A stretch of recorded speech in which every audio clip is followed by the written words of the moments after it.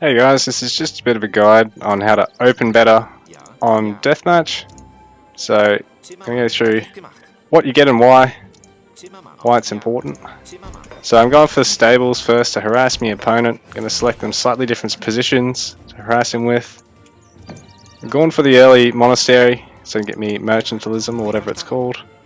And we'll add in foundry to follow up, because we want siege to harass, we want to get stables, racks to defend, we want these stables to pump units to harass, and grab a deck, so get your biggest, beefiest unit card on the way, maybe look at adding some more, or if you've got them in your build, get your bonuses cards going.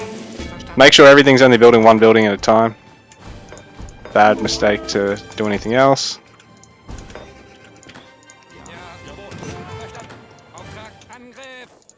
Whoa, he just one-shot that. Okay. So it's a good idea to add your houses in as well, particularly if you're not playing from post-imp, but I mean, it's deathmatch, so you should be playing from post-imp. But yeah, it's a good idea to harass and also set up to defend, because if you can get early villager kills, you can really just win the game there and then. So we'll add some more stuff. Add towers at home. Finish off the rest of your houses. And yeah, it's a good idea to pull your villagers away from the town center, because really your explorer can only build that, and outposts where your villagers can do everything else.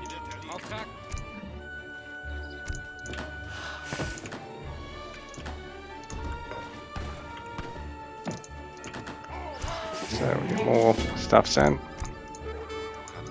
Hit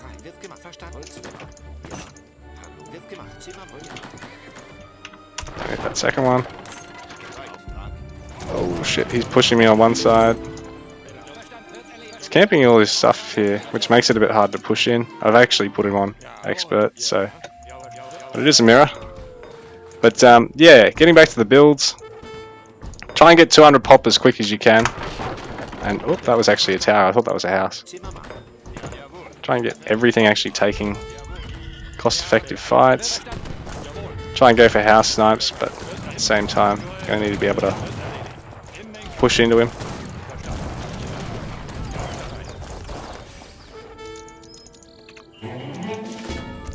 So your composition should really sort of flow with whatever your enemy's got to try and counter them.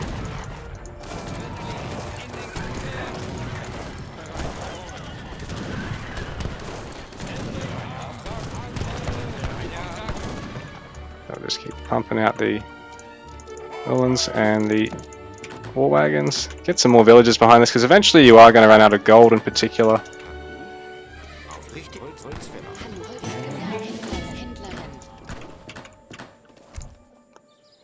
Even getting your factories is a good idea. Forts, that sort of thing. So getting forts, you can really use them for map control, which is great. For deathmatch, sorry. Forgive me if I've said tiny at all during this recording, I've been playing a lot of it today. So yeah, you can start taking treasures if you've got the APM for that sort of thing. But the main thing is stabilizing, so you're able to defend and start gathering.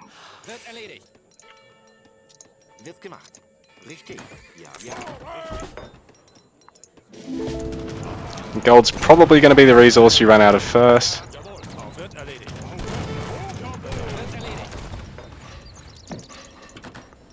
So keep that in mind. Try and macro up behind everything, and if you can, aggressively fort your opponent. Really put the pressure on. So the important things are to try and harass your opponent from the early game with your cavalry, because if you can get villager kills or even just force delayed build time, you're putting yourself ahead. Use your explorer to actually throw up your town centers and then your trade posts, while your villagers focus on production buildings and houses, and then behind that you can worry about being able to use unique economic things like shrines for Japan and that sort of thing. Don't worry too much about that too early.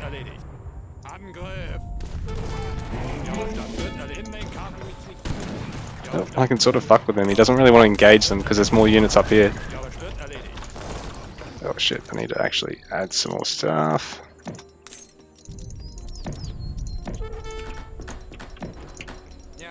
Oh shit, I've got a lot here now. So I can aggressively fort him on both sides of the map, which really hinders his ability to come out and grab resources once he actually needs to start gathering. So, very good idea to do that sort of thing.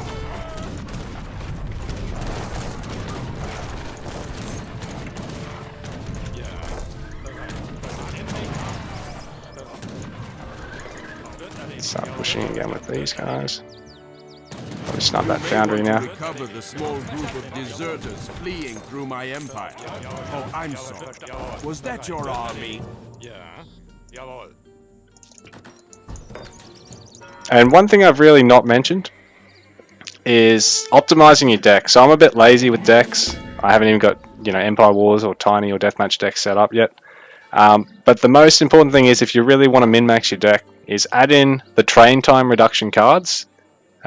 Keep a lot of your age 4 and some of your age 3 unit cards, but then be mindful to add in some economy techs, because eventually you are going to run out of resources, and it's just a good idea to have that as a backup and not really rely too much on always getting a nice break in like the first fucking 8 to 10 minutes of the game, because it's not always going to happen.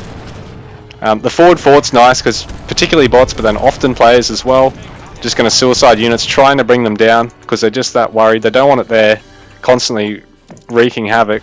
But at the same time, while they're attacking that, your army is taking a nice fight, and you're getting the benefit of the static defense attacks. So, but yeah, guys, train time cards, most essential thing for your deck, followed by big unit cards, followed by big eco cards. Villages is also a nice to have, particularly the higher number of villages, because if you ever do get really wiped out in the early game, or even in the like mid to late game, it is nice as a bit of a backup.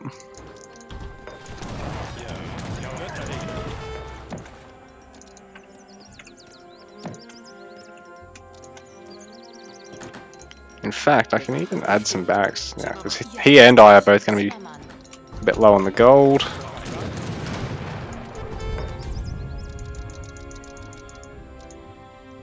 And what I can look at doing, use mortars to clear him out, really break the stalemate. What you can do is even look at side building, so sort of as close as you can build.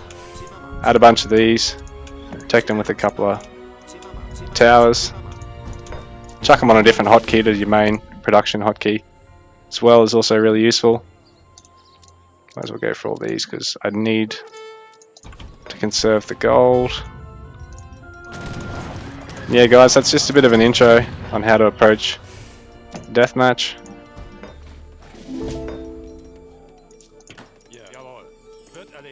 Be mindful that if you're sending big unit cards, to go back and actually check your base that you're not leaving units behind. Fuck, I love easy select, it makes things so easy. I mean, it's in the name, isn't it? Anyway, I can look at using some of these big gold cards now as well, because I'm really starting to need them. So it's probably not too bad of a pick for Civ like Germans, or really most of the Civs that haven't got great wood and food units. Some of the newer Civs are probably a little bit better for that sort of thing. So what I can look at doing now, sniping his shit.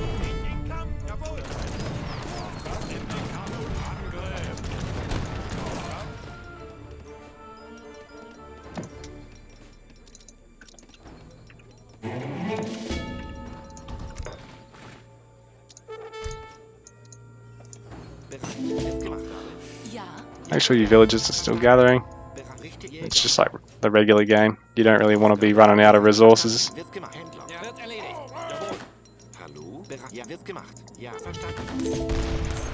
And yeah, mortars are a really nice unit to use. Like, the game pretty much starts in late game, so you're going to have to get used to using ranged cavalry, mortars, sometimes melee cavalry.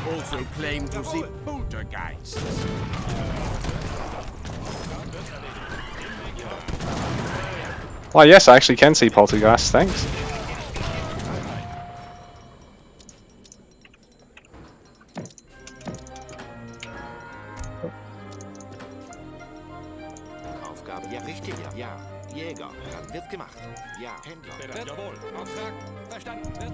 Alright, we'll defend these guys with the Yulins, but we need to actually start pushing here.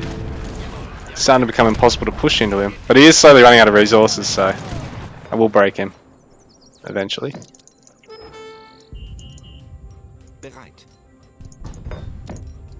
I mean, I've got the mortars now pushing on everything, so this really makes everything a bit hairy for him. But I can collect some treasures now.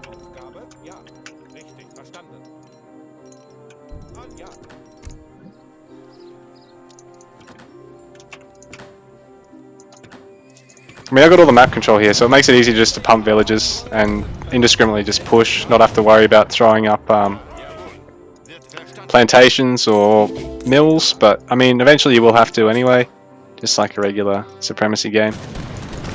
But yeah, guys, that's just a bit of an intro on how to sort of approach Deathmatch. So the main thing is open with stables, and multiple of them if you can. German, it's one of the harder civs to try and do that because you've only got the 3 settler wagons, but most of the other civs it's pretty easy. Get a church as well. Throw down houses, but if you're playing in the proper format, which is to start in post-imp, or at least post-industrial, you don't have to do it immediately, so use those villages to get a barracks, an artillery foundry or 2 down, get your 2nd and 3rd town centre down, try and save your early cards just for like big decisive units, and try and add your factories a little bit later behind that. Don't add them immediately. With your builds, you really are pretty much always best off getting the train time reduction cards as well, so it's a very important thing to add.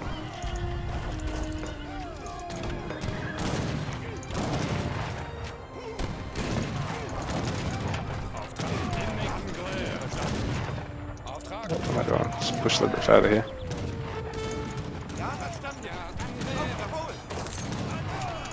And mortars are a really nice way to actually break the siege monotony and try and bust down the forts. Like, you're gonna have to really leverage your late game stuff a little bit more than the regular game,